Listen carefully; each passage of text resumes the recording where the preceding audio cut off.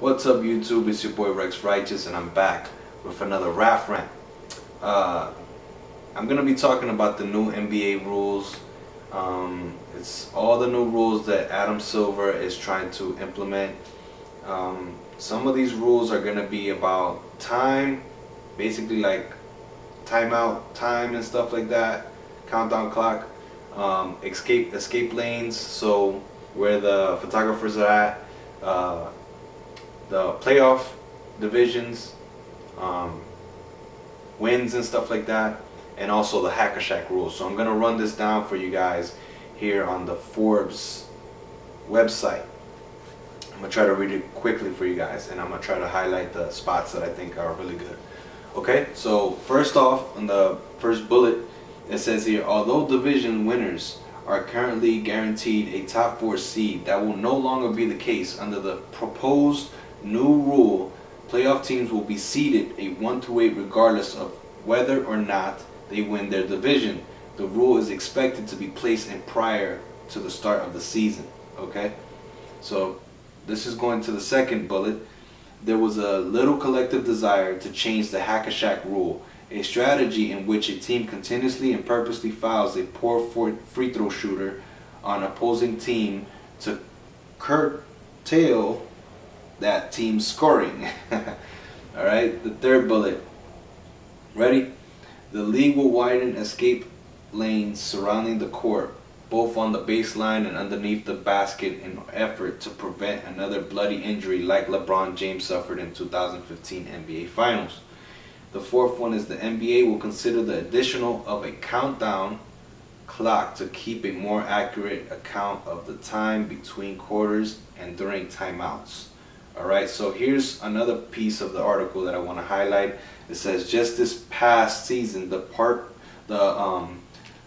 Portland Trail Blazers earned the number 4 seed in the Western Conference after going 51-31.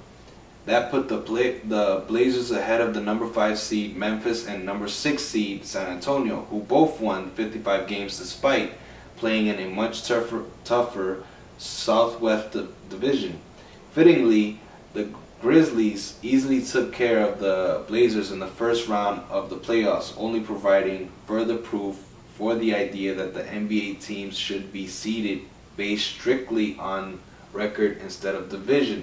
So, if you guys don't know about this, sometimes the teams that win their division get put on the highest seed. So they're usually the top 4 seeds, and they usually get home advantage. So that kind of messes up the games, because if you've earned more wins than the team that has gotten more, that has won their division, then basically they did that for nothing in a sense, you know. So it's kind of like rewarding the team that gets more wins and did more in their season. Okay, so that knocks that out for the playoff stuff. It says here also for the countdown the countdown clock. I'm sorry, there was a huge typo here that I'm reading, and I should have been paying attention to that. But it's basically gonna be a clock. I'm assuming this because it only makes more sense. They're gonna probably have a clock there to count down as these guys are in their timeouts. So if the fans can see it, and the players can see it, and the coaches can see it, and the refs can see it, that leaves no responsibility at all for anyone. It's just going to be a law of the land now.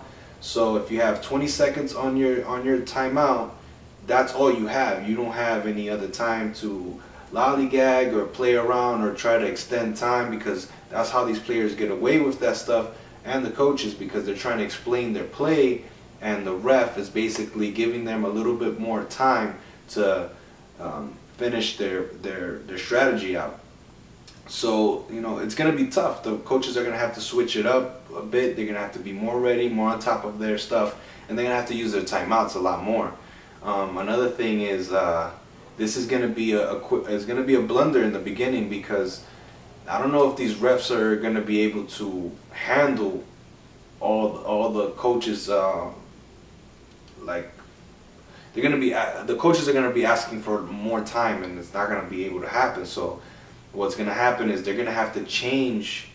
I think they're gonna have to change the time, because there's only a 1 minute timeout, and then there's a 20-second timeout. They might have to extend the 20 second to a 30, and that'll make it a little bit easier. The refs won't be as lenient. They won't have to be involved with any of that stuff. They'll see a clock there. The clock will run down. The time will go down, and that's it. It'll be over. There'll be no time to mess around. You have to get back on the court. It's going to be harder for some of those home teams that, that they're going to be trying to fulfill the fans' need to see them win, and it's going to be really interesting. But we're going to see the real winners are going to come out of the game. So that's going to be interesting. Also, here it says for the photographers and stuff like that, it says nearly every NBA game seems to feature some sort of encounter between a player and a photographer or a cameraman who is ridiculously close to the court that you'll swear that he is trying to get a rebound. If the NBA can make the playing conditions safer in any way, it should just so long as we don't start seeing yellow flags every time there's a little too much contact, a la NFL. Okay? It says, after all, contact should be more than welcome in a league where the hack-a-shack rule is quickly gaining popularity. It may not be a whole lot of fun to watch, but hey, if I was playing against a guy who was making tens of millions of dollars that couldn't make a free throw, I'd foul him intentionally too. Wouldn't you? Okay, so what do you guys think about that? I mean, they're going to try to switch up a few rules here just to make the game a little less ugly and to make the game a little less faster. I mean, a little more faster, I mean to say. I'm intrigued by it. I like the playoff rule. I think that's going to work, and it's going to make teams either really be good or really be bad, so we're going to find out who are the best teams, quicker, and it's going to be more matched up. Some people are screaming for just take out conferences, but that doesn't make sense to me, because then that would ruin the markets to me. I just feel like that would just be ruining history, and it would just mess up everything.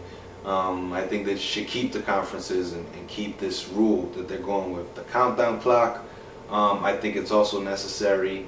The photography stuff, I don't know. Maybe they should make a little wall there or something. I don't know. They should try to make it a little bit easier, because